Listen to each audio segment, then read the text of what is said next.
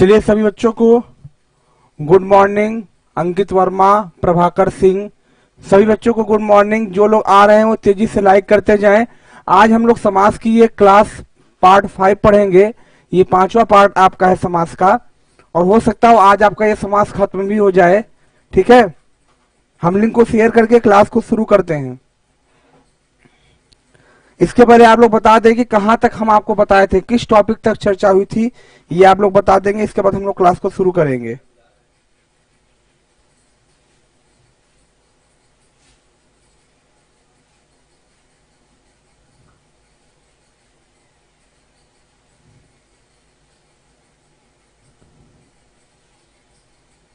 बताइएगा। Good morning. Ram Kushwaha, वायरस द विजय स्टारवर्ड, कृष्णा द्विवेदी, रोमा गुप्ता, सभी बच्चों को बहुत सारा गुड मॉर्निंग। आइए हम लोग आज बात करेंगे समास के बारे में। समास का आपका जो क्लास है, आप सभी लोगों को पता है, जो नए बच्चे हैं उनको हम बता दें कि ये आपकी द स्पीड में new Hindi special batch start है, जो कि यूपीएसआई और जितने भी एग्जाम आपके होने वाले हैं, चाहे वो लेखपाल का हो चाहे पुलिस का हो, सभी के लिए ये बहुत इंपॉर्टेंट बैच है। ये बैच आपकी शुरू हुई है अभी 2-3 दिन पहले ही। इसमें आपका फुल कोर्स होगा, क्लास नोट्स के साथ आपको पढ़ाया जाएगा, हर टॉपिक की पीडीएफ दी जाएगी, आपका टेस्ट लिया जाएगा, प्रैक्टिस कराई जाएगी। टोटल आपकी जो फीस है वो 499 है। लगभग 60 डेज का ये कोर्स है। ये कोर्स एक बार और चल चुका है, ये दोबारा नया कोर्स स्टार्ट हुआ है। जो बच्चे इस बैच में एडमिशन लेना चाहते हैं उनको एक सिंपल प्रोसेस होता है पूरा प्रक्रिया जानने के लिए। आप ये दिए गए नंबर पे 8765725569 इस नंबर को नोट कर लीजिए, सेव कर लीजिए। इस नंबर पर जिन बच्चों को क्लास करनी है वो हिंदी स्पेशल लिख के भेजते हैं तो उनका पूरा प्रोसेस बता दिया जाता है। ठीक है, चलिए तो लिंक को शेयर कर चुके हैं हम लोग। अब आइए हम लोग क्लास शुरू करते हैं। अभी तक हम कहां तक बात किए थे बच्चों, बता देंगे थोड़ा सा। अभी तक कहां बात किए थे? मेरे ख्याल से हमने आपसे नए तत्पुरुष तक की बात की थी। नए तत्पुरुष तक की हमने बात आप लोगों से की थी। अब जो बात करेंगे वो बात होगी तत्पुरुष समास के अन्य भेद के बारे में। क्या है अन्य भेद, देखते हैं इसको। चलिए, तत्पुरुष समास के अन्य भेद, हाँ नए तत्पुरुष तक की बात किए थे। वो तत्पुरुष समास के अन्य भेद में पहला पार्ट था। आज बात करेंगे तत्पुरुष समास के अन्य भेद में दूसरा भाग। दूसरे को हम लोग कह देंगे, क्या कह देंगे? प्रादि तत्पुरुष। क्या कह देंगे? प्रादि तत्पुरुष। ये तत्पुरुष समास का अन्य भेद है, जिसमें एक समास होता है, उसका नाम है प्रादि तत्पुरुष समास। क्या नाम है बच्चों? प्रादि तत्पुरुष समास। होता क्या है इसको ध्यान से देखें, ध्यान से देखिएगा क्या होता है।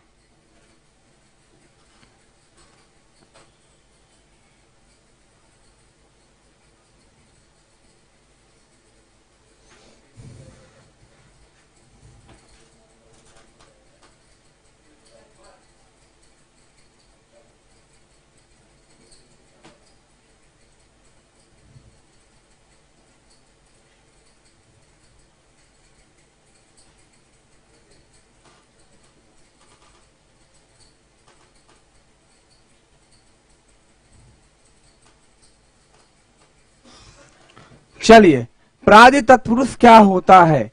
प्रादि तत्पुरुष का नाम हो सकता हो आप में से बहुत सारे बच्चे पहली बार सुने हो। प्रादि तत्पुरुष का सीधा सा मतलब ये होता है, यह भी एक नए तत्पुरुष तरह की होता है, लेकिन इसमें नकारात्मक उपसर्ग की जगह प्रा उपसर्ग का प्रयोग होता है। किसका प्रयोग होता है? प्रा उपसर्ग का। अभी आप लिखिए, अभी आप समझ जाएंगे जब हम आपको समझाना शुरू करेंगे। तो लिखिएगा, लिखिएगा प्रादि तत्पुरुष समास। परिभाषा लिखना शुरू करें। ऐसा तत्पुरुष समास, ऐसा तत्पुरुष समास, ऐसा तत्पुरुष समास जिसमें, ऐसा तत्पुरुष समास जिसमें पूर्व पद, जिसमें पूर्व पद, पूर्व पद प्रा उपसर्ग होता है। इन्वर्टेड को हम लिखेंगे, जिसमें पूर्व पद प्रा उपसर्ग होता है, प्रा उपसर्ग होता है, उपसर्ग होता है, उसे प्रादि तत्पुरुष समास कहते हैं, उसे प्रादि तत्पुरुष समास कहते हैं, उसे प्रादि तत्पुरुष समास कहते हैं, प्रादि तत्पुरुष समास कहते हैं। मतलब क्या हुआ? मतलब ये हुआ, जैसे अगर मैं आपसे पूछूं, अगर मैं आपसे पूछूं कि ये बताओ प्रदेश में कौन सा समास होगा, प्रदेश में कौन सा समास होगा, तो आपको पता है कि इस शब्द में आगे प्रा उपसर्ग का प्रयोग है, इसीलिए यहां पर प्रादि तत्पुरुष होगा। कौन सा तत्पुरुष होगा? प्रादि तत्पुरुष होगा, प्रादि तत्पुरुष होगा। ठीक है, जैसे प्रदेश हो गया, एक शब्द जो है जिसमें कि प्रा उपसर्ग का प्रयोग है वो भी आपका प्रादि तत्पुरुष होता है, जैसे प्राचार्य। क्या होता है? प्राचार्य। प्रदेश हो गया, प्राचार्य हो गया, इसमें क्या हुआ आपका? अभी लिखना नहीं है, क्या हुआ? प्रादि उपसर्ग तत्पुरुष। आगे लिखिएगा, अभी एग्जाम्पल ना लिखिए, जहां पर लिखे हैं परिभाषा वहीं पर आगे लिखिएगा। प्रादि उपसर्ग में, प्रादि उपसर्ग में, प्रादि उपसर्ग में प्रा उपसर्ग, प्रा उपसर्ग अथवा कु उपसर्ग, एक उपसर्ग और प्रयोग होता है, या तो प्रा उपसर्ग का प्रयोग होगा या तो कु उपसर्ग का प्रयोग। तो लिखिएगा प्रादि उपसर्ग में, प्रादि तत्पुरुष समास में प्रा उपसर्ग अथवा कु उपसर्ग का प्रयोग पूर्व पद के रूप में होता है। मैं फिर से रिपीट कर रहा हूं, ध्यान सुने। प्रादि तत्पुरुष में प्रा उपसर्ग अथवा कु उपसर्ग का प्रयोग पूर्व पद में होता है, पूर्व पद में होता है, पूर्व पद में होता है। समझ में आ रही बात? थोड़ा सा लिंक को भी हम लोग शेयर नहीं किए, थोड़ा हर जगह शेयर कर दे ताकि जो बच्चे नहीं पढ़े वो पढ़ लें आके।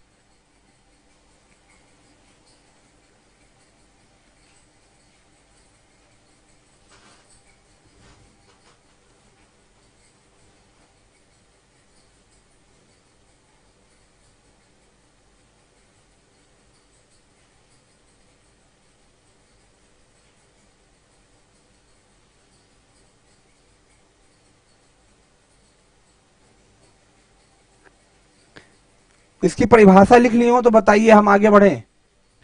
जो लोग वीडियो को लाइक नहीं किए पहले आके वीडियो को लाइक कर दीजिए। हाँ, वीडियो को लाइक कर दीजिए। क्लास आज आपकी चलेगी फुल क्लास। वीडियो को लाइक करें सभी लोग।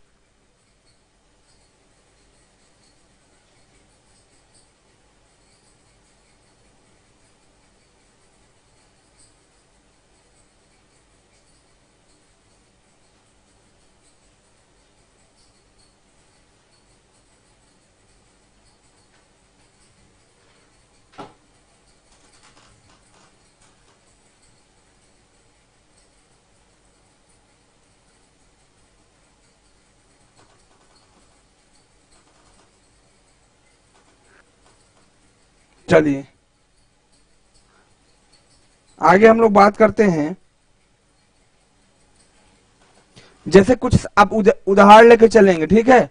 उदाहरण लेकर चलेंगे हम लोग। आइए एग्जाम्पल की बात कर लेते हैं, क्या क्या एग्जाम्पल इसमें होता है देखेंगे।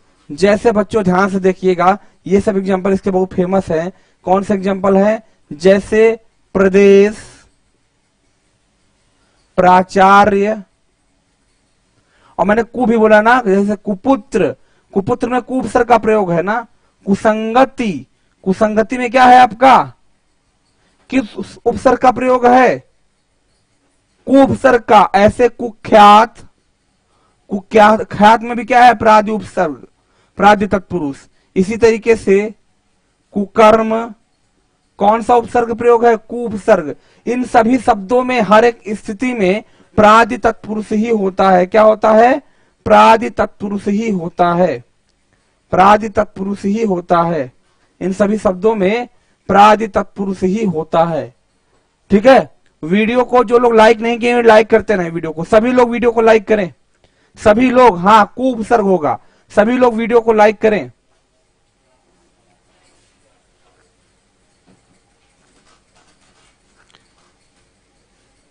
यहां पर सबसे इंपॉर्टेंट बात यह है कि अगर हम लोग यहाँ पे चर्चा आपको कुछ नई चीजों की करें तो एक अपवाद इसमें सामने आता है, एक अपवाद सामने आता है जिसमें कि कई सारे बच्चे क्वेश्चंस को गलत कर जाते हैं। ठीक है, क्या अपवाद है उसको ध्यान समझें। इसको लिखने के बाद लिखिएगा अपवाद, लिखिएगा अपवाद, लिखिएगा अपवाद। अपवाद में क्या लिखेंगे? बेरहम, निर्जन और कुरूप।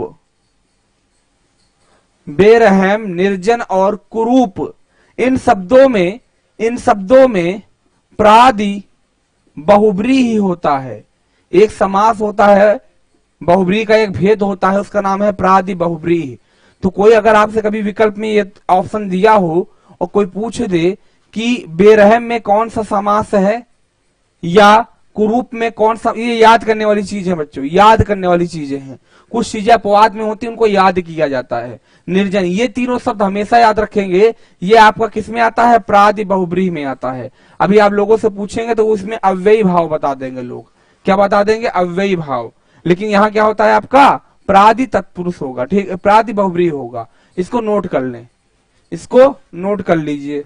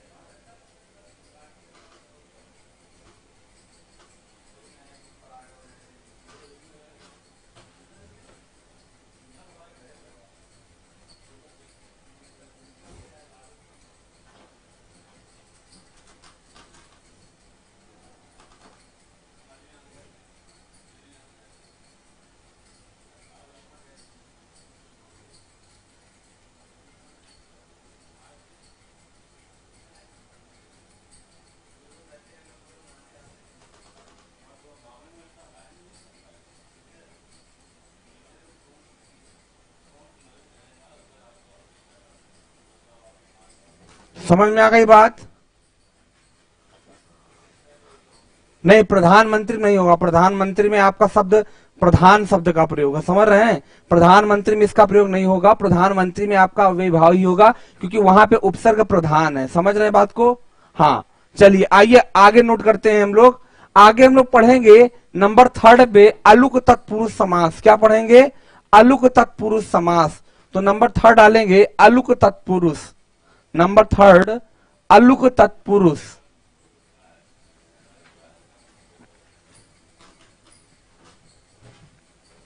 नंबर 3 अलुक, नाम आप इन लोग का पहली बार सुन रहे होंगे। अलुक तत्पुरुष समास लिखिएगा। नंबर 3 अलुक तत्पुरुष, अलुक तत्पुरुष लिखिएगा। अलुक तत्पुरुष।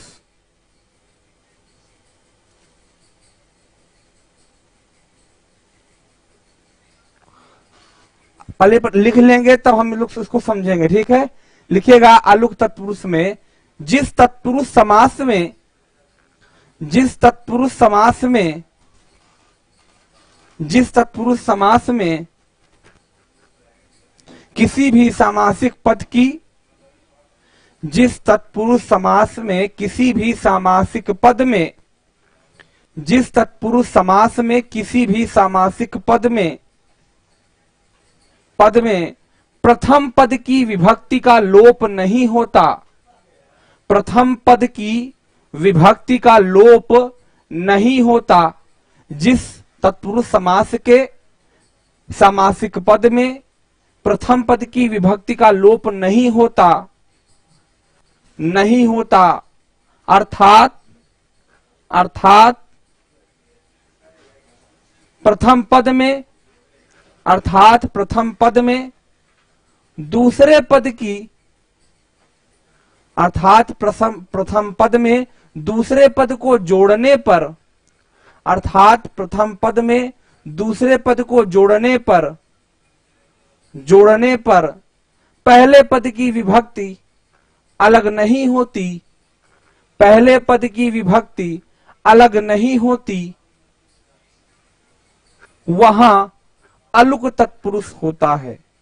ये अभी मैं समझाता हूं क्या चीज है। बिल्कुल पूजा चौहान बिल्कुल सही बता रही है, युधिष्ठिर में अलुक तत्पुरुष होगा। क्या है कि ऐसा तत्पुरुष समास जिसके समासिक पद में प्रथम पद की विभक्ति का लोप नहीं होता, अर्थात दूसरे पद को जब प्रथम पद में जोड़ा जाता है तो जो प्रथम पद होता है उसका जो चिन्ह होता है वो उससे अलग नहीं होता। ऐसी जगहों पे क्या होता है आपका अलुक तत्पुरुष होता है। क्या होता है? अलुक तत्पुरुष होता है। मैं एग्जांपल बता रहा हूं, ध्यान से देखें।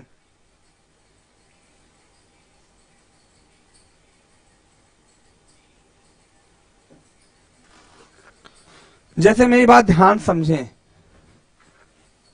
इन सब चीजों को बहुत अच्छे से याद कर रहिएगा। जैसे शब्द आता है मनसिज, क्या आता है? मनसिज। तो यहां पर आप एक, अगर मैं इसका विग्रह करूं यहां पे, तो यहां पर सिज का जो मतलब होता है उत्पन्न होने वाला। सिज का मतलब क्या होता है? उत्पन्न होने वाला। और मन का मतलब होता है मन में। दो शब्द हैं, जैसे एक मनसिज पूछता है, एक सरसिज पूछता है। क्या पूछता है? सरसिज, सरसिज पूछता है। एक खेचर पूछता है। क्या पूछता है? खेचर। अब ध्यान समझे, तीनों शब्दों को पहले ध्यान से देख लें। सिज का मतलब होता है उत्पन्न होने वाला, चर का मतलब होता है चरने वाला, विचरण करने वाला। यहां पर मन का मतलब होता है मन में, सर का मतलब होता है सर में, और खे का मतलब होता है आकाश में। तो इसमें जब हम दूसरे शब्द को जोड़ते हैं तो कभी भी इसके शब्द में इसकी जो विभक्ति होती है उसमें कभी कोई परिवर्तन नहीं होगा। जैसे मैं एग्जांपल देता हूं, जैसे मन में उत्पन्न होने वाला दिख रहा है, यहां पर ये पहला शब्द है, यहां पर ये दूसरा शब्द है। सिज का मतलब उत्पन्न होने वाला और मन का मतलब मन में उत्पन्न होने वाला। अर्थात दूसरे शब्द को जोड़ेंगे तो इसकी विभक्ति गायब नहीं हो रही है, इसकी विभक्ति गायब नहीं हो रही है। इसीलिए इसको अलुक तत्पुरुष कहा जाता है। क्या कहा जाता है? अलुक तत्पुरुष कहा जाता है। लियोलन पे क्लास चल रही, जाके देखिए, फ्री क्लास वाले सेक्शन में जाएंगे, वहां पे हिंदी की क्लास दिख रही है आपको। ठीक है। सरसिज मतलब सर में उत्पन्न होने वाला, सर में उत्पन्न होने वाला। खेचर मतलब आकाश में चरने वाला, चरने या विचरण लिख दीजिए, विचरण करने वाला, विचरण करने वाला। इन तीनों शब्द को लिखिए तो मैं आपको कुछ खास बात बताऊं इसमें क्या होगा।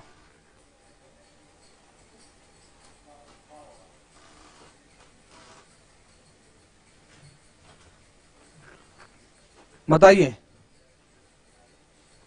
हाँ, युधिष्ठिर बताते हैं युधिष्ठिर के बारे में भी आगे लिखेंगे।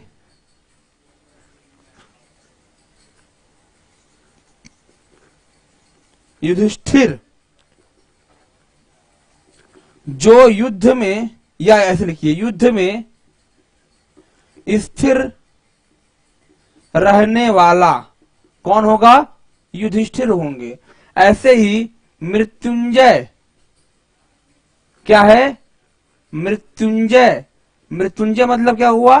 मृत्यु को जीतने वाला। इतना नोट कीजिए और आगे लिखेंगे यहां पर रिमार्क। और एग्जांपल लिख लीजिए, सिंपल दो और लिख लेंगे। थानेदार और चूहेदानी, कई बार पूछा गया है। थानेदार और चूहेदानी दोनों में कौन समास होता है? आपका अलुक तत्पुरुष होता है। कौन सा समास होता है? अलुक तत्पुरुष होता है। ठीक है, इतना नोट कीजिए। मैं आपको जो चीज लिखवाऊंगा वो बहुत जरूरी है, नोट कीजिए। इतना नोट कर लीजिए।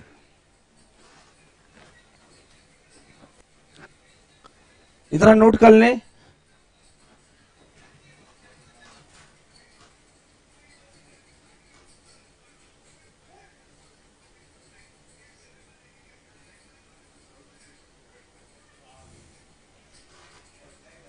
नोट कर लिए। अब लिखिएगा, नीचे लिखिएगा, नीचे लाइन लिखिएगा, नीचे लाइन लिखेंगे रिमार्क। क्या लिखेंगे? रिमार्क, और रिमार्क में पहला पॉइंट लिखिएगा, रिमार्क और रिमार्क में पहला पॉइंट, रिमार्क लिखेंगे, रिमार्क में पहला पॉइंट। जितने लोग लाइव हैं उतने लोग वीडियो को लाइक नहीं किए हैं, ऐसा क्यों? जो लोग लाइव हैं सब लोग वीडियो को लाइक कीजिए, सब के सब। कुछ लोग रक्षाबंधन की छुट्टी मनाने में बिजी हो गए ना, उनको लग रहा है कि आज क्लास ही नहीं चलेगी। भैया ये हो गया। ये होने के बाद आप क्या करेंगे? सीधे आएंगे, लिखेंगे रिमार्क, रिमार्क में 2 पॉइंट। पहला स्टार लिखिएगा, लिखिएगा युधिष्ठिर, लिखिएगा यदि युधिष्ठिर और मृत्युंजय में, यदि आगे लिखेंगे यदि युधिष्ठिर एवं मृत्युंजय में समास पूछा जाए, समास पूछा जाए, यदि युधिष्ठिर एवं मृत्युंजय में समास पूछा जाए तो सदैव अलुक तत्पुरुष समास बताया जाता है, तो सदैव अलुक तत्पुरुष समास बताया जाता है, बताया जाता है, अलुक तत्पुरुष समास बताया जाता है। परंतु परंतु यदि विकल्प में, परंतु यदि विकल्प में अलुक तत्पुरुष ना दिया हो, परंतु यदि विकल्प में अलुक तत्पुरुष ना दिया हो, तब इसमें बहुब्रीहि समास को सही मानते हैं। तब इसमें मतलब किसमें? युधिष्ठिर और मृत्युंजय में बहुब्रीहि समास को सही मानते हैं। मतलब कि अगर आपसे पूछ दिया युधिष्ठिर में कौन समास और दिया हुआ है ऑप्शन में अलुक तत्पुरुष, तो आप अलुक तत्पुरुष ही लगाइए। अगर नहीं दिया है अलुक तत्पुरुष, तब आप बहुब्रीहि को प्रेफरेंस कीजिए। बात समझ में आ रही है जो मैं बोल रहा हूं? बताइए।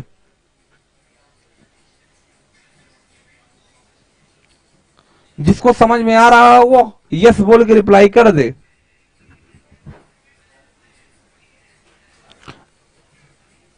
और आपको बता दें कि ये क्लास आपकी ज्यादा दिन नहीं चलेगी। वर्णमाला की एक क्लास लेने के बाद मैं सीधा लीव लर्न पे आ जाऊंगा। जो बच्चे एडमिशन नहीं लिए हैं वो तेजी से एडमिशन ले लें, ठीक है? एडमिशन आप जब भी लेंगे आपको जो क्लासें अभी तक नहीं मिली हैं वो मिल जाएंगी तुरंत, ठीक है?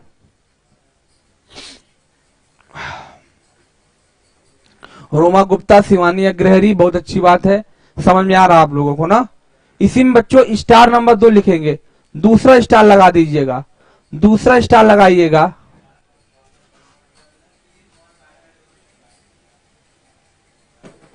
दूसरा स्टार लगा के लिखिएगा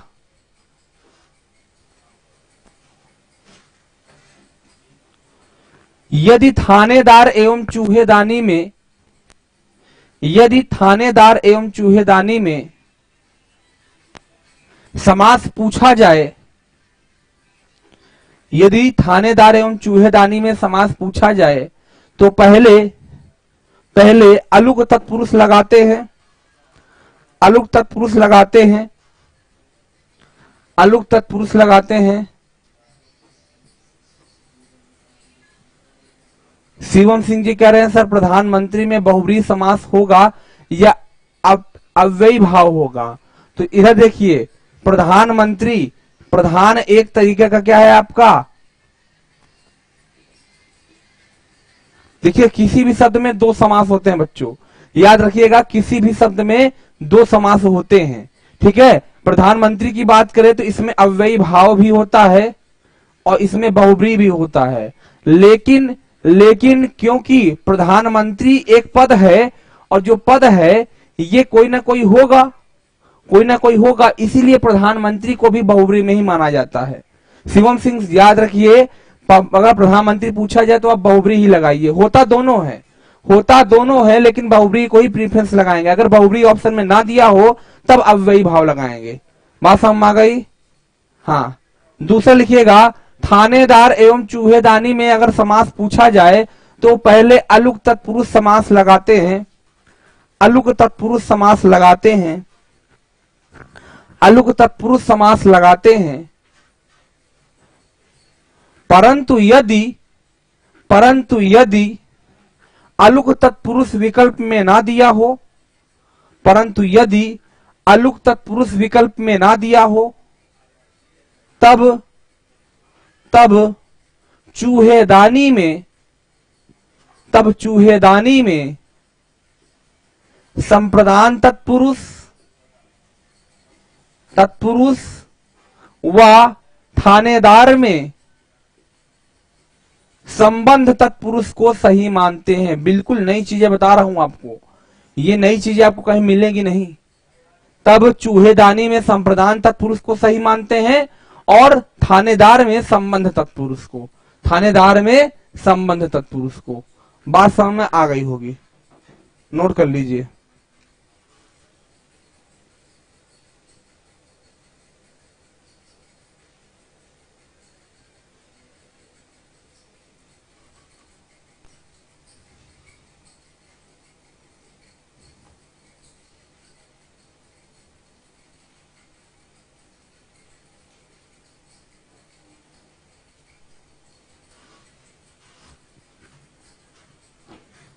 ठीक है, नोट हो गया। आइए हम लोग लास्ट भेद की बात करते हैं। तत्पुरुष समास का जो अंतिम भेद होगा नंबर 4 पे, वो होगा उपपद तत्पुरुष। इसके बाद कर्मधारय और द्विगु की बात चलेगी।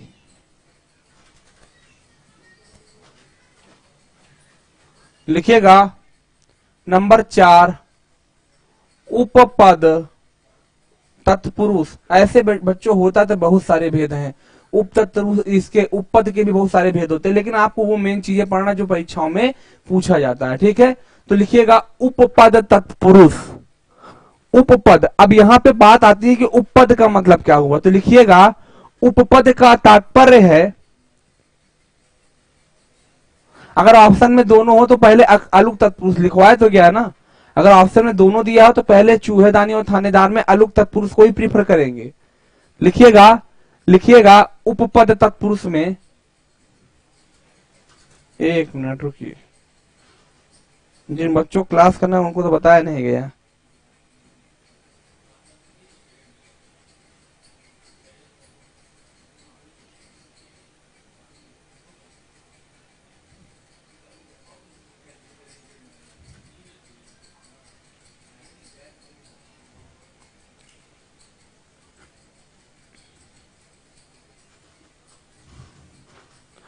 ठीक है, लिखिएगा उपपद का तात्पर्य ऐसे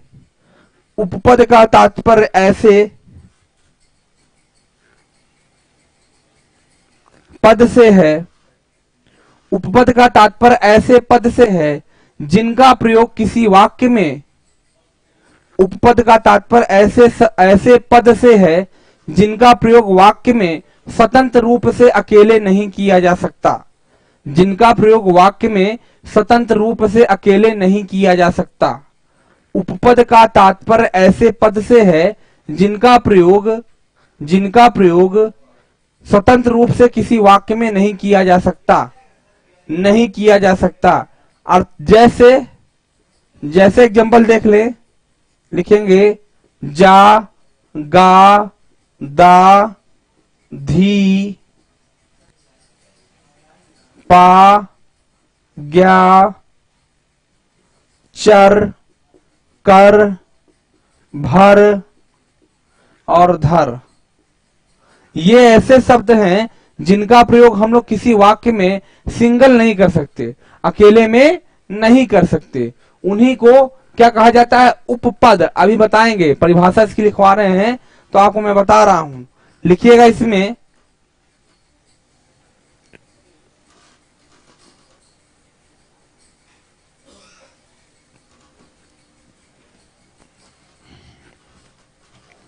लिखिएगा जिस समास में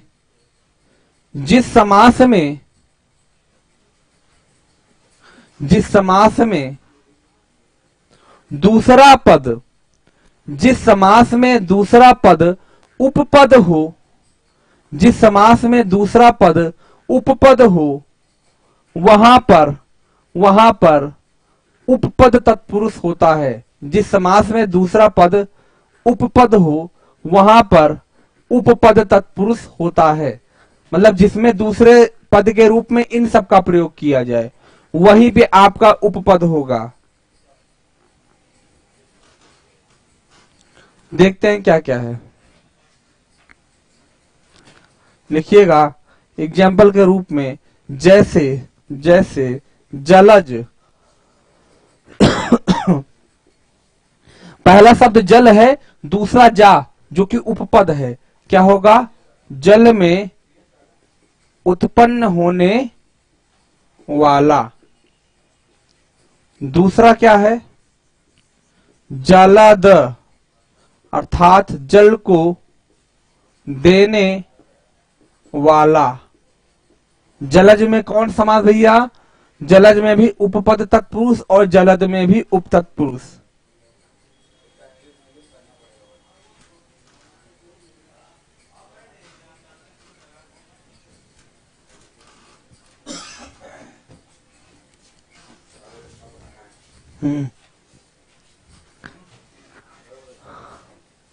गुड मॉर्निंग।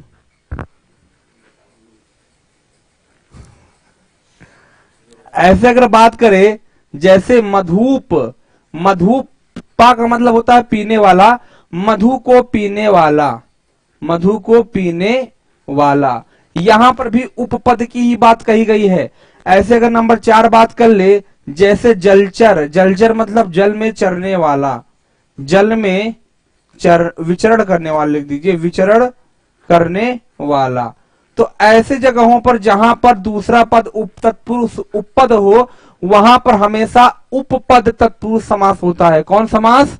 उपपद तत्पुरुष समास। बिल्कुल स्मिता शुक्ला बहुत सही बता रही हैं। जैसे ग्रंथकार, इनका भी लिख लिया जाए नंबर 5। जैसे ग्रंथकार, ग्रंथकार में जो कार शब्द है ये भी उपपद में आता है। जैसे ग्रंथ को लिखने वाला, क्या हो गया? ये सभी शब्द आपके किस में आएंगे? उपपद तत्पुरुष में आएंगे, उपपद तत्पुरुष में आएंगे। ऐसे एक शब्द का भी जरा पूछा जाता है, नंबर 6 लिख लेंगे, दिनकर। दिनकर मतलब क्या होता है? दिन को संभव करने वाला, संभव करने वाला। अब दिनकर में बहुब्री भी होता है, लेकिन उपपद तत्पुरुष पहले लगाएंगे। पहले अगर उपपद तत्पुरुष ऑप्शन में दिया हुआ है तो ये लगाएंगे, अगर ना दिया हो तब बहुब्री लगाएंगे। यही सब मेन बातें होती हैं आपकी, जो कि आप समास में अगर समझे रहेंगे तब कर सकते हैं, नहीं तो हो जाएंगे कंफ्यूजन का शिकार और फिर बैठकर रोएंगे।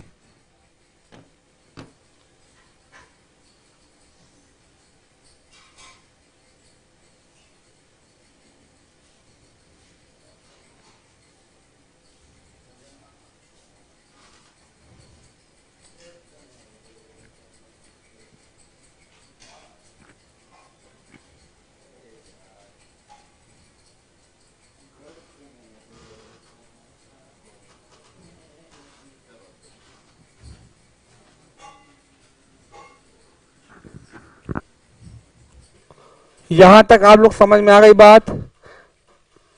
आइए नेक्स्ट बात करते हैं। अगला जो समास आपका आएगा, आपका तत्पुरुष समास यहीं पे पूर्ण रूप से समाप्त हो जाता है।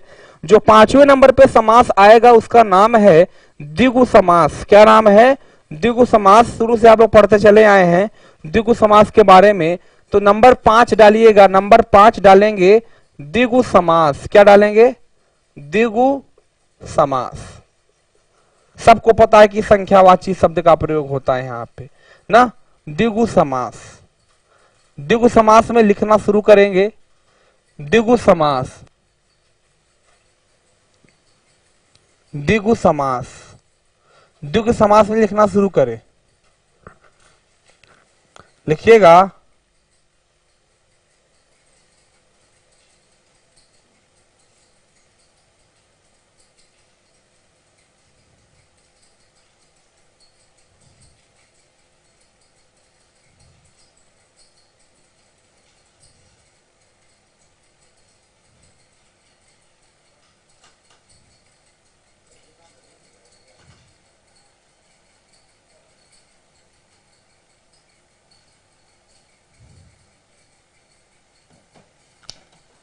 द्विगु समास लिखेंगे, इसमें स्टार बना देंगे, स्टार स्टार बना के लिखिएगा। द्विगु समास में, द्विगु समास में, द्विगु समास में पूर्व पद संख्यावाचक होता है। द्विगु समास में पूर्व पद संख्यावाचक होता है, संख्यावाचक होता है, एवं उत्तर पद, एवं उत्तर पद कोई संज्ञा होती है, एवं उत्तर पद कोई संज्ञा होती है, एवं उत्तर पद कोई संज्ञा होती है।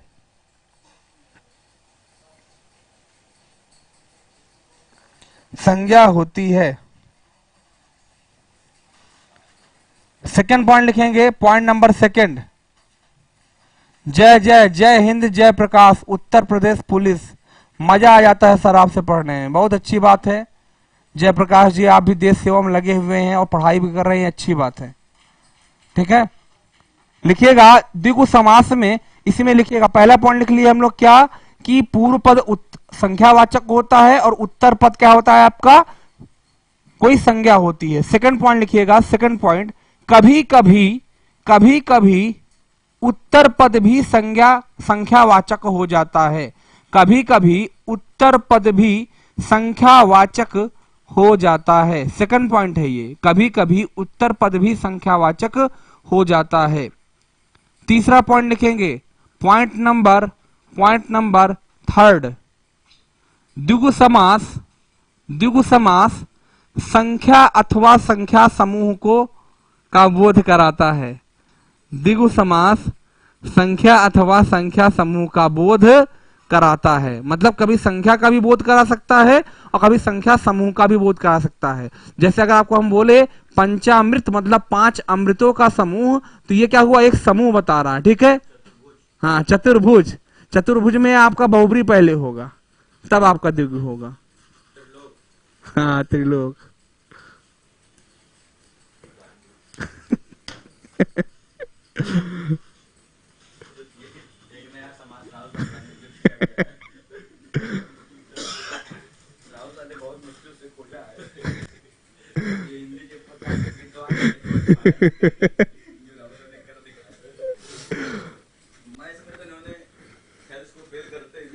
चलिए अब अगर हम लोग उदाहरण की बात करते हैं तो बहुत सारे उदाहरण हैं आपके सामने। जैसे अगर देखें उदाहरण नंबर फर्स्ट, जैसे नवग्रह,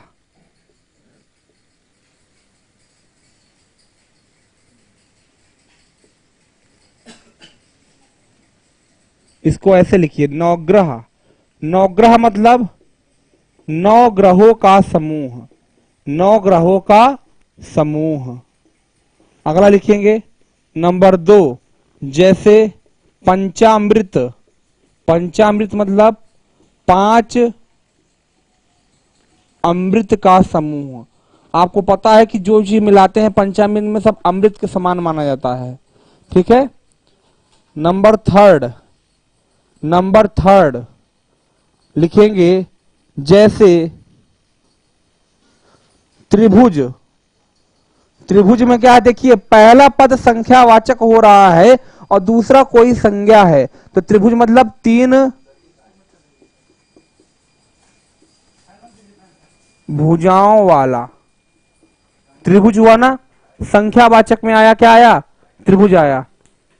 क्या आया, त्रिभुज आया। देखिए कट गया क्या, खोलिए इसको तो, नहीं कटा नहीं है, उस पर क्लिक कीजिए क्रोम वाले पे। हाँ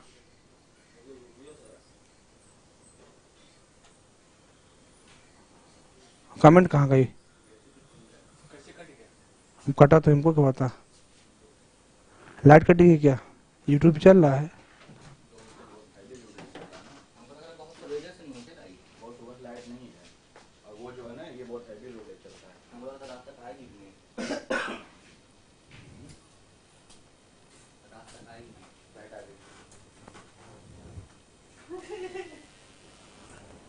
इसमें चल तो रहा है। हम्म।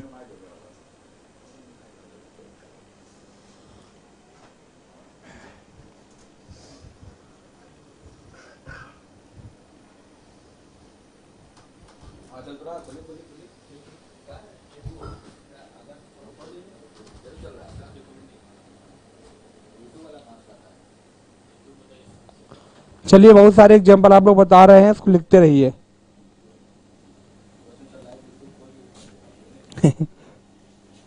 जैसे नंबर 4 देखेंगे, तिरंगा। तिरंगा में भी क्या है, 3 रंगों वाला। ये क्या है आपका, संख्या को बता रहा है, तो ये भी क्या हो जाएगा आपका, द्विगु समास हो जाएगा, द्विगु समास हो जाएगा। ठीक है। फिर नंबर 5, दोपहर। दोपहर में जो पहली संख्या है वो संख्या बता रही है, मतलब दूसरा पहर। क्या लिखेंगे, दो पहरों,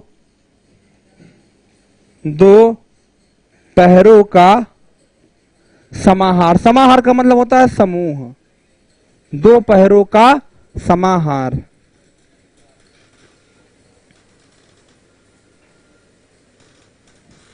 ठीक है। फिर आगे लिखेंगे, इसी में लिखेंगे आगे, नेक्स्ट शताब्दी। क्या लिखेंगे, शताब्दी। नेक्स्ट लिखिएगा शताब्दी। शताब्दी मतलब होता है 100 अब्दों का समूह। अब्द मतलब होता है वर्ष, अब्दों का समूह, उसी को कहते हैं शताब्दी। अगला देख लें, जैसे पसेरी। पसेरी मतलब होता है 5 शेरों का समूह। आप लोग पसेरी जानते होंगे का समूह। एक शेर में बराबर लगभग 1 किलो होता है। पसेरी जानते हैं ना, 5 किलो होता है पसेरी में। अगला देखेंगे, जैसे चौपाई, 4 पायों का समाहार। मतलब कि जो खटिया होती है उसी को चारपाई बोलती है, चाहे चौपाई बोल दीजिए।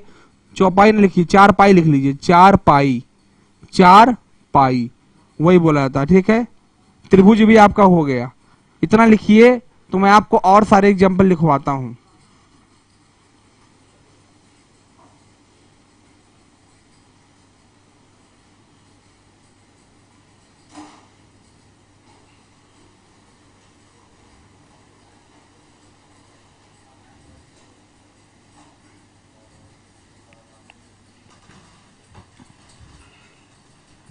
कमेंट आ रहा है भैया आप लोगों का?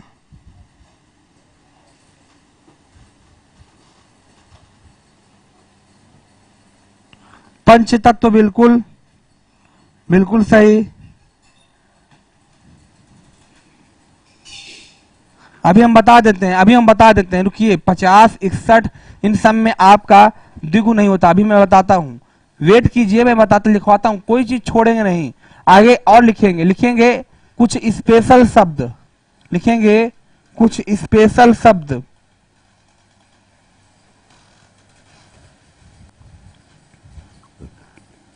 टेंशन ना लीजिए, अगर हम लिखवा रहे हैं तो मैं कोई चीज छोड़ूंगा नहीं। लिखेंगे कुछ स्पेशल शब्द,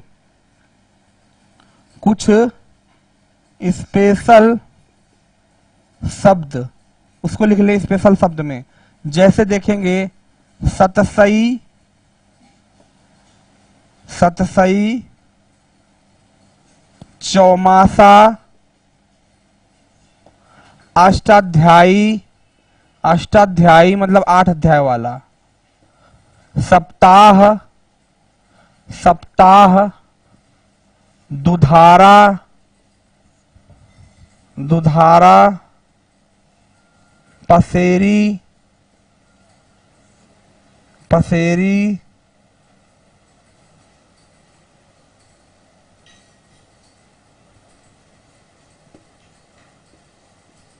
पंचवटी। पंचवटी में बहुब्री भी होगा और द्विगु भी होगा। ठीक है।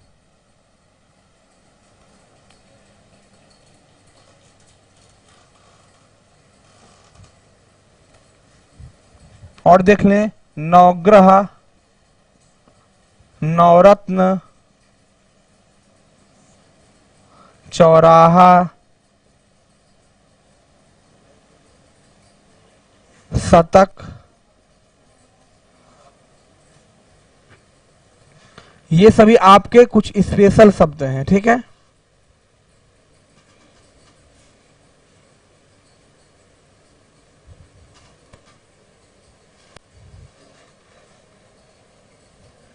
हाँ याद रखें, नवरत्न में आपके नवरत्न और नवग्रह दोनों में या नवदुर्गा, इन सभी शब्दों में द्विगु समास होगा। लेकिन अगर आपसे पूछा जाए नवयुवक, बताएंगे आप लोग जवाब दीजिए इसका, नवयुवक में कौन समास, नवयुवक में कौन समास, जवाब दीजिए, नवयुवक में कौन सा समास, नवयुवक में कौन सा समास।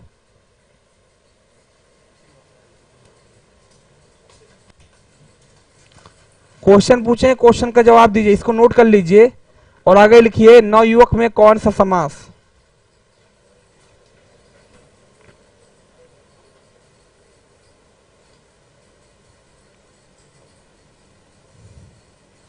कर्मधारय,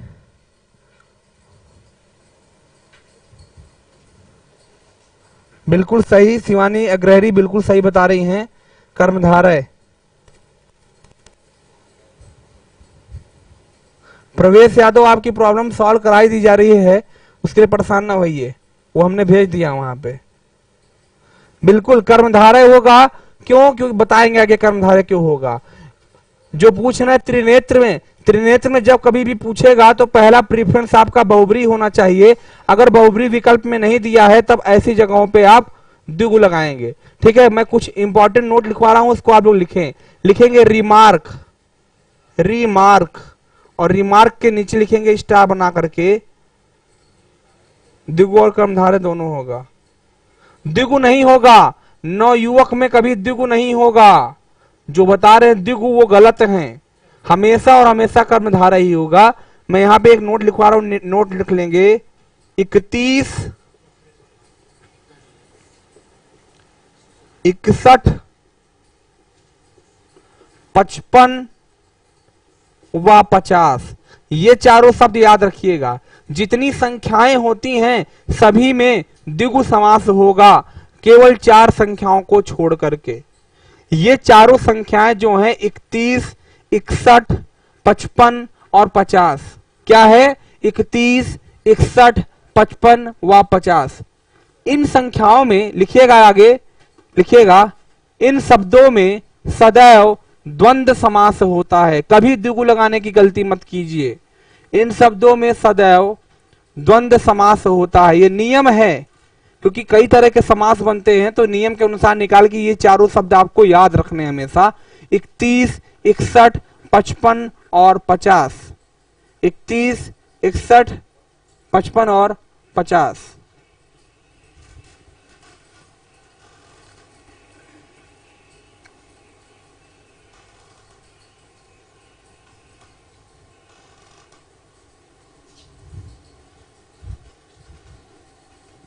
नोट कर लीजिए और इसी में सेकंड पॉइंट लिखेंगे, पॉइंट नंबर सेकंड,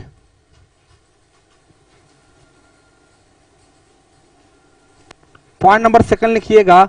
मैं शब्द यहां पे लिख रहा हूं,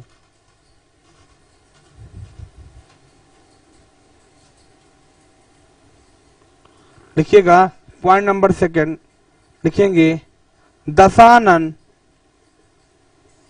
एकदंत, त्रिनेत्र, पंचवटी, चतुर्भुज, त्रिलोचन। सेकंड पॉइंट आपका है, रिमार्क जरूर लिखा करिए, लिखेंगे दशानन, एकदंत, त्रिनेत्र, पंचवटी, चतुर्भुज, त्रिलोचन। लिखिएगा आगे, इन सभी शब्दों में बहुब्रीहि समास होता है, इन सभी शब्दों में बहुब्रीहि समास होता है। यदि विकल्प में बहुब्रीहि ना दिया हो, यदि विकल्प में बहुब्रीहि ना दिया हो, तब ऐसी जगहों पर द्विगु समास को सही मानते हैं। मतलब अगर पूछा जाए आपसे एक दंत में कौन समास, तो गणेश जी होते हैं। पहले बहुब्री, अगर बहुब्री न दिया हो ऑप्शन में तब हम द्विगु लगाएंगे। मैं एक एक कॉन्सेप्ट को क्लियर करते हुए चल रहा हूं, ठीक है।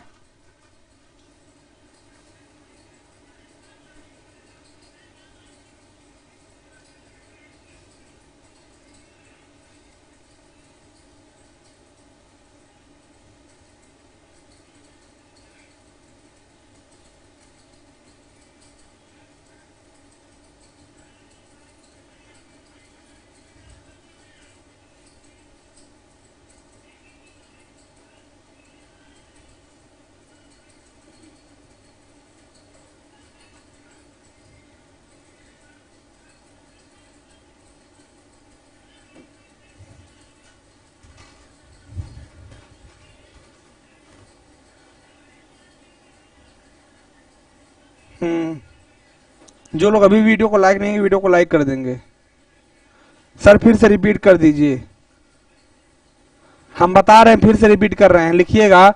दूसरा पॉइंट है, दशानन, एक दंत, त्रिनेत्र, पंचवटी, चतुर्भुज तथा त्रिलोचन में बहुब्रीहि समास होता है, परंतु यदि बहुब्रीहि विकल्प में ना दिया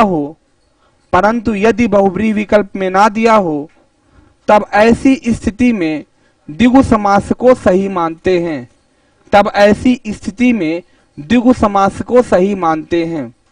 द्विगु समास को सही मानते हैं।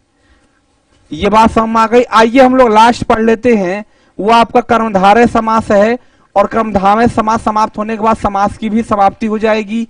कल आपकी जो क्लास चलेगी वर्णमाला की पहली क्लास चलेगी। और याद रखिएगा, समास के समाप्त होते ही मैं आपको एक पेज का एक नोट भेजूंगा। उस नोट में आपको हर एक समास के भेद लिखाए गए हैं।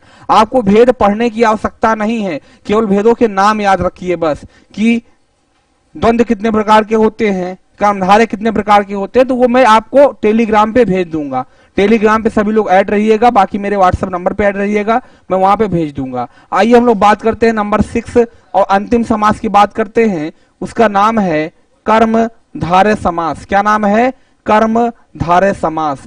ये समास अपने आप में एक बहुत अच्छा समास है। और अभी जैसे मैंने आपसे प्रश्न पूछा है उससे रिलेटेड प्रश्न यहाँ पे पूछे जाएंगे। पहला पॉइंट लिखेंगे, कर्मधारय समास का पहला पॉइंट लिखिए। कर्मधारय समास को बताने से पहले मैं आपको यहां पे दो चीज बताना चाहूंगा, एक विशेषण और एक विशेष्य। लिखिएगा नहीं अभी, एक विशेषण एक विशेष, जैसे स्टार बना लीजिएगा, ऐसे दो स्टार बना लीजिएगा। पहले में लिखेंगे आप विशेषण, ये पहले में लिखिएगा विशेष्य और दूसरे में लिखिएगा विशेषण। दोनों क्या होता है समझ लें इसको। लिखिएगा पहले विशेष्य, छोटी हेडिंग डालिएगा, विशेष्य, विशेष्य छोटी हेडिंग डालिएगा, विशेष्य लिखिएगा। जिसकी विशेषता बताई जाती है, जिसकी विशेषता बताई जाती है उसे विशेष्य कहते हैं। जिसकी विशेषता बताई जाती है उसे विशेष्य कहते हैं, उसे विशेष्य कहते हैं।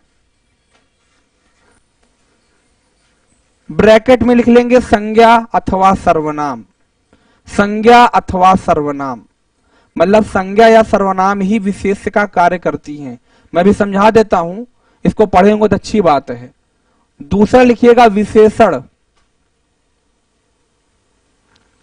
व्हाट्सएप नंबर भैया ये है हमारा, लिखा हुआ है 8765725569, यही हमारा व्हाट्सएप नंबर है, ठीक है।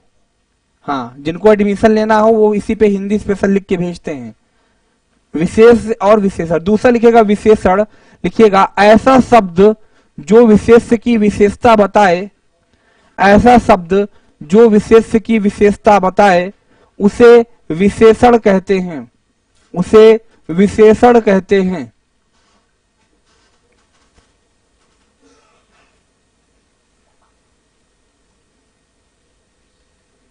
उसे विशेषण कहते हैं। जैसे अगर मैं बोल दूं काला जामुन, क्या बोला मैं? काला जामुन, ये आगे पढ़ाया जाता है आपको, अभी समास पढ़ा रहे हैं। काला जामुन, तो जो पहला शब्द विशेषता बता रहा है इसको विशेषण कहते हैं, और जिसकी विशेषता बताया जाए उसको विशेष्य कहते हैं। ये समझ में आ गई बात। आइए कर्मधारय पढ़ लेते हैं, ये टॉपिक तो आपको आगे मिलेगी ही। कल से हम लोग सीक्वेंस वाइज पढ़ेंगे, और कल आपकी 1-2 क्लास ही चलेगी, इसके बाद सभी क्लास यूट्यूब पे बंद हो जाएंगी। वही बच्चे पढ़ सकते हैं जिन्होंने एडमिशन लिया है, वो केवल क्लास फिर लेवल 1 चलेगी। यहाँ भी मैं यूट्यूब के कमेंट भी नहीं देखूंगा, सीधा मैं जाऊंगा आपके कहाँ पे, लेवल 1 पे।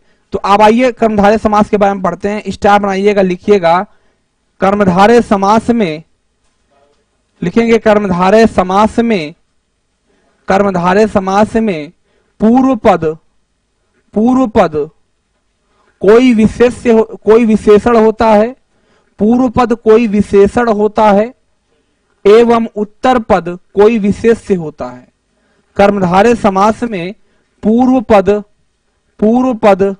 कोई विशेषण होता है, एवं उत्तर पद कोई विशेष्य होता है, एवं उत्तर पद कोई विशेष्य होता है, विशेष्य होता है। सेकंड पॉइंट लिखेंगे, सेकंड पॉइंट लिखेंगे कभी कभी, कभी कभी इस समास में, कभी कभी इस समास में दोनों पद विशेषण होते हैं, कभी कभी इस समास में दोनों पद विशेषण होते हैं, विशेषण होते हैं।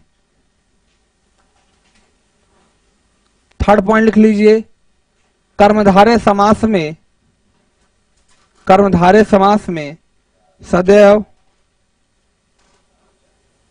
उत्तर पद प्रधान होता है, कर्मधारय समास में सदैव उत्तर पद प्रधान होता है।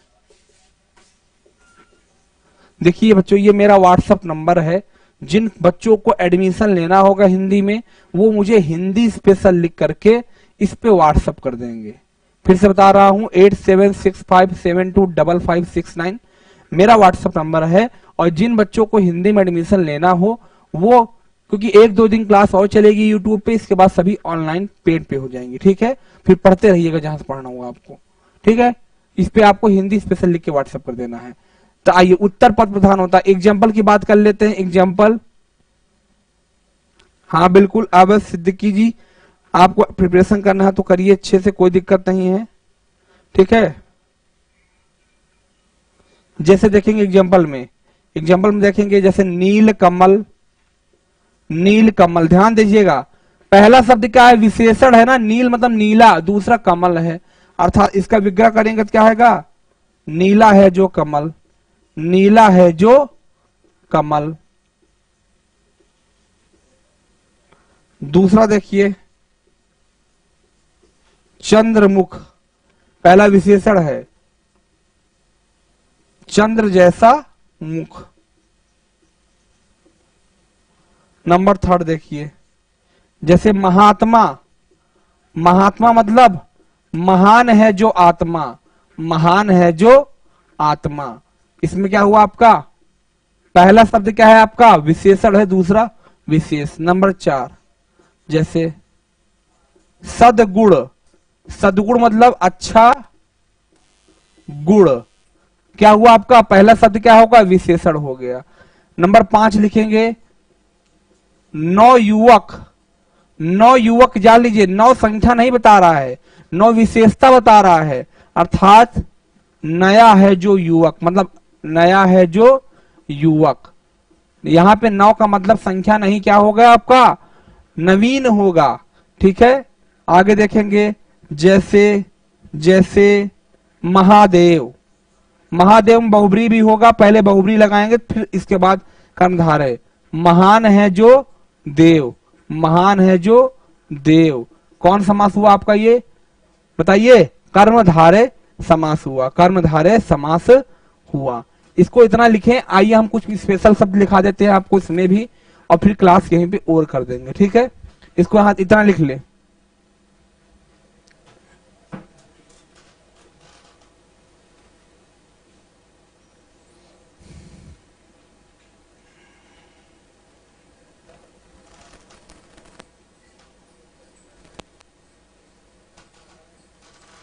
इतना लिख लिए होंगे। अब आइए कुछ स्पेशल शब्द लिख लेंगे आप लोग, कुछ स्पेशल शब्द लिखेंगे, कुछ स्पेशल शब्द क्या क्या है आइए देखते हैं। जैसे महापुरुष,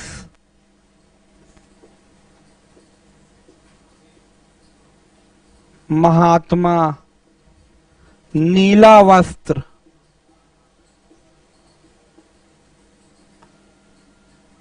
अधपका, अधपका मतलब आधा पका हुआ।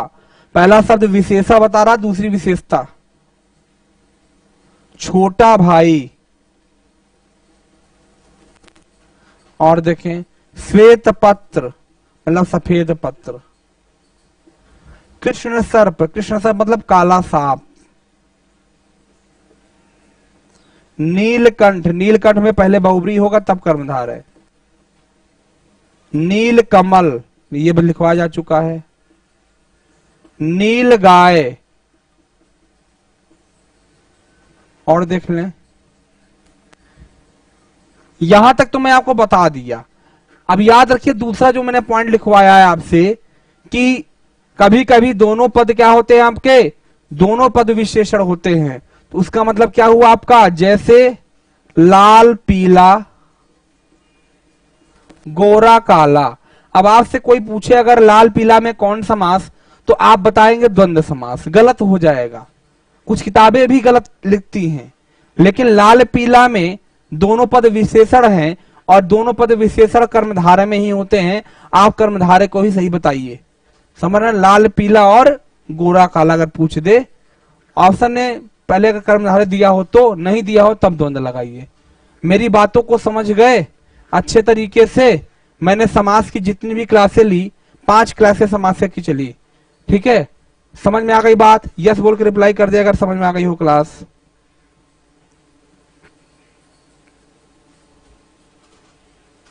हाँ, महादेव में पहले बहुब्री होगा स्मिता, और तब इसके बाद हम दो लोग दूसरे को प्रेफरेंस देंगे। पुरुषोत्तम, पुरुषों में उत्तम, तत्पुरुष समास लिखवा चुका हूं पहले ही, अधिकरण तत्पुरुष होगा इसमें।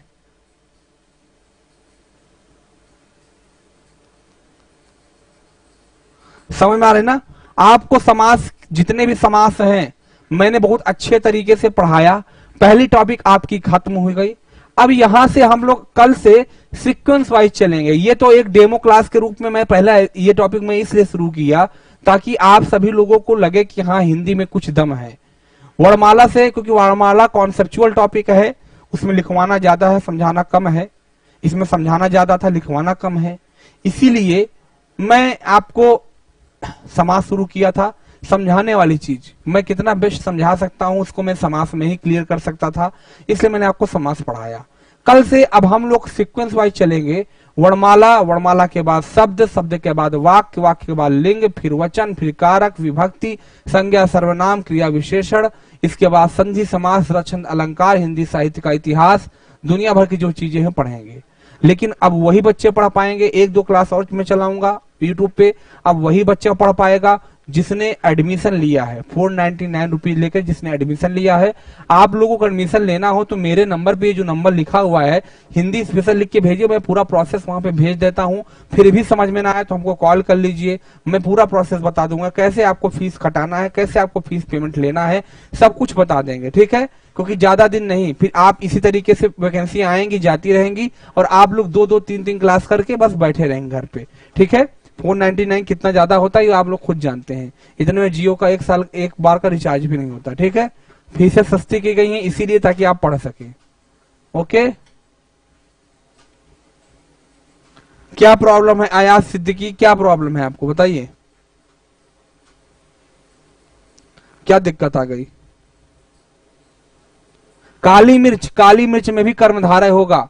क्यों होगा, काली मिर्च जो काली है वो उसकी विशेषता बता रही है, मिर्च वो विशेष से है, तो काली मिर्च में भी कर्मधारय होगा।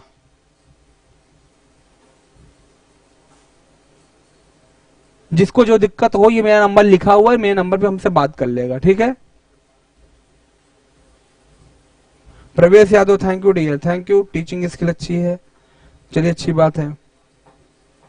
मैं जानता हूं ना कि बच्चे चाहते हैं कि मैं घर में बैठ करके एक अच्छी सी पहले नोट्स तैयार कर लूं, मैटर हमारा एक जगह अगर इकट्ठा हो जाएगा तो मैं उसको आराम से पढ़ सकता हूं, ये एक बच्चा सोचता है। तो वही मैं पूरा कराता हूं आपको, ठीक है। ओके डियर, चलिए आज की क्लास यहीं खत्म करते हैं, कल वर्णमाला आपकी चलेगी, ठीक है।